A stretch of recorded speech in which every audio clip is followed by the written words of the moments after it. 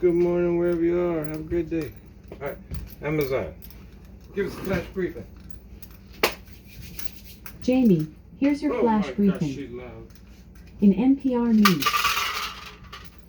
Live from NPR News in Washington, I'm Janine Herbst. Yep. Control of the U.S. House is still undetermined, but Republicans remain in a position to possibly take over the chamber with a narrow majority.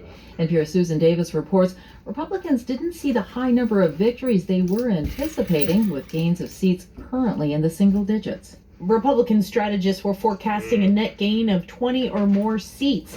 The party remains favored to take control in the House of Representatives because they only need to pick up 5 seats.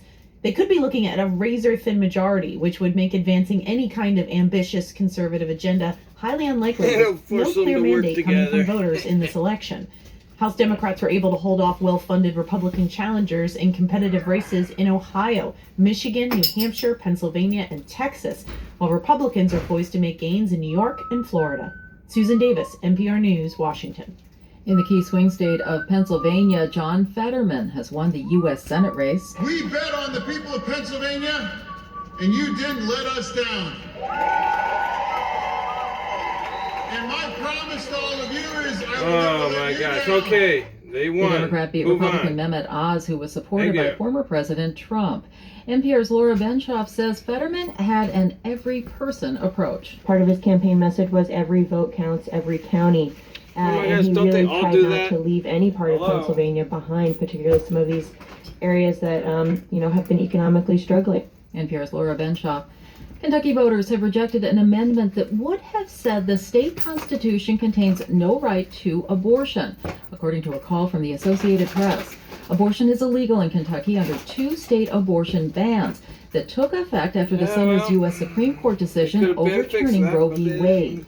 Abortion rights groups are challenging those laws in state court, and the defeat of Amendment 2 could cause the Kentucky Supreme Court to view those challenges more favorably. Do I throw it away? What is it? Stocks open lower this morning as investors wait for the dust to settle following the midterm elections.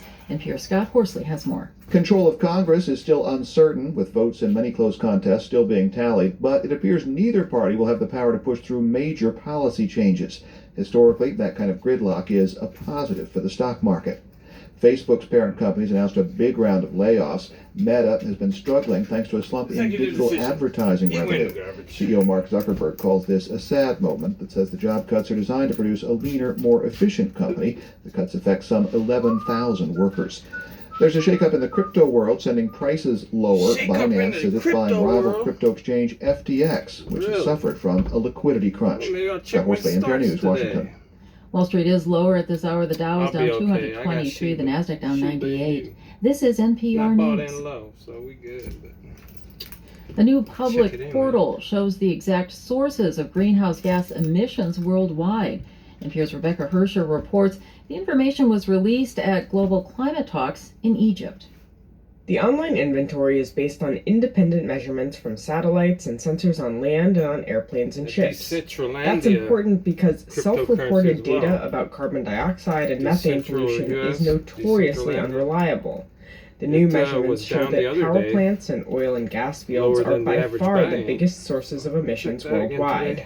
The hotspots for planet-warming pollution from oil and gas operations are in the U.S., Russia, and the Middle East. The goal of the website, called Climate Trace, is to publicize where greenhouse gas emissions actually come from and make it harder for governments and companies to hide behind vague promises to reduce emissions. Rebecca Hersher, NPR News.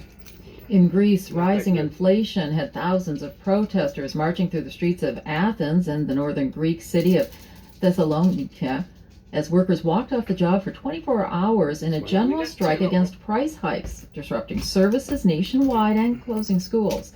It's one of many protests in Europe over the soaring cost of living as Russia's war in Ukraine drives up energy and food prices. A strike also took place in Belgium today, disrupting flights, traffic, and rail services.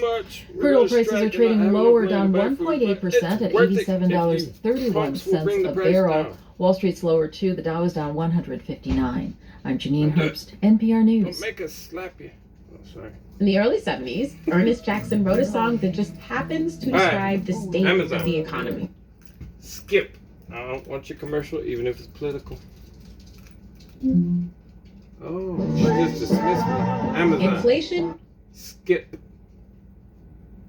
I'm not sure. Planet Money is going Amazon. into the music bit. Skip. In weather. Currently, in Seattle, I guess it's she's 32 sure degrees when I raise Fahrenheit my with voice clear just skies now. and sun. Today, you can expect mostly sunny weather, with a high of 45 degrees and a low of 37 degrees. From NASA. NASA will provide coverage of the upcoming pre-launch and launch activities for the National Oceanic and Atmospheric Administration's NOAA's Joint Polar Satellite System 2, JPSS-2, mission and NASA's low Earth orbit flight test of an inflatable decelerator, Lockheed Technology demonstration. NASA Administrator Bill Nelson named Dr. Jimmy Kenyon director of the agency's Glenn Research Center in Cleveland, effective immediately. A Northrop Grumman Cygnus resupply spacecraft is on its way to the International Space Station with more than 8,200 pounds of science investigations and cargo after launching at 5:27 a.m. EST Monday from NASA's Wallops Flight Facility in Virginia. And what else? Just lots of NASA stuff. and the U.S. Agency for International Development, USAID, signed an agreement Friday strengthening the collaboration between the two agencies, including efforts that advance the federal response to climate change.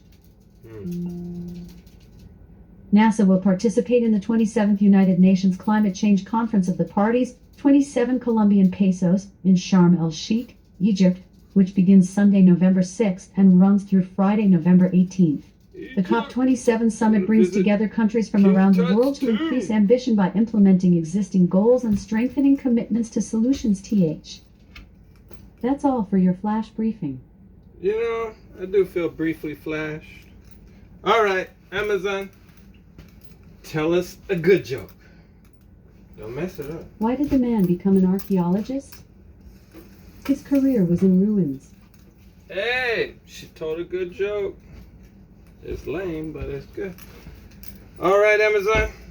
Tell us a bad joke. Oh, there are no bad jokes today. Okay, I'll tell a joke today. Why not?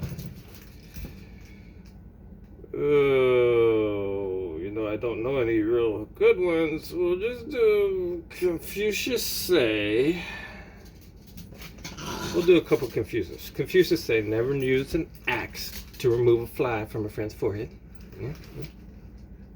And Confucius say that elevators smell very different to, well, little people. Yeah, alright. Sorry if it offends anyone, but not really. Peace. Have a great day.